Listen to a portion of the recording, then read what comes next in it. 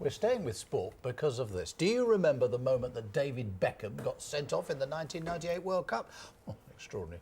There are many moments over the years when athletes have taken out their anger on their equipment or even each other. But the England Rugby Union captain thinks it shouldn't be encouraged. Earlier this week, Lewis Moody revealed how channeling his aggression rather than venting it helped to actually improve his game.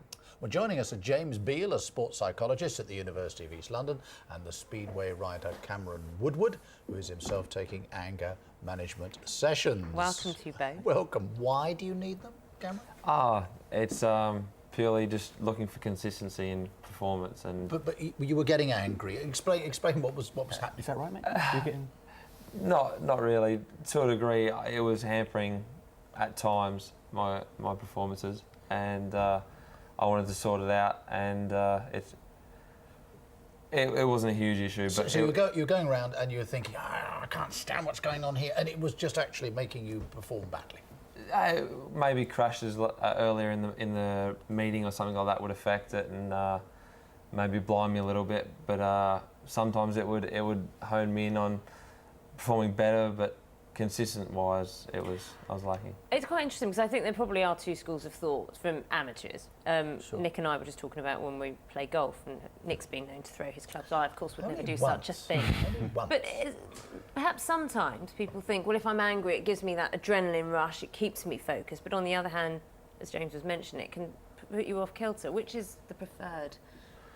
I guess the reason why I've got a job is because human beings are unique. So I suppose it depends on the individual. But as a general rule, what anger tends to do is it tends to narrow your focus. So it makes you focus on a smaller number of things, but it tends to make you focus on inappropriate things. Yeah. So if you were a footballer, you might hear the crowd, as opposed to being focused on the ball itself. So how difficult is it, sorry Nick, how difficult is it to change someone's focus? So say, for example, if you were working with James or anyone, how do you get into their mindset to force this change?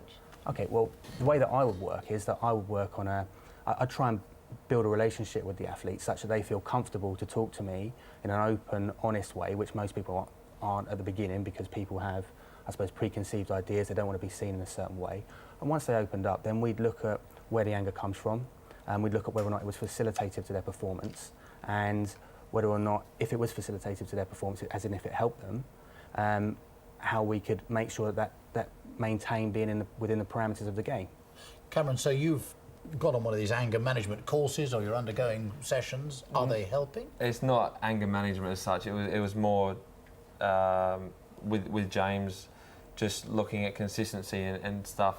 Anger was a little issue, but it wasn't the whole issue. But do you have sympathy when you see some? I mean, we all remember some tennis players, particularly tennis players, it seems, doesn't it? I don't know why that should be, but banging the racket on the ground, shouting at the umpire, and so on. Do you have some sympathy for them when they do that? Oh, definitely. There's so much passion involved. It's a sports person's life. They can't get away from it. So that hour, minute, whatever they've got competing is everything. So I think we'll have a chance to talk to you a bit more detail a little bit later, but for the moment, Cameron and James, thanks very much indeed. Thank you. Laura is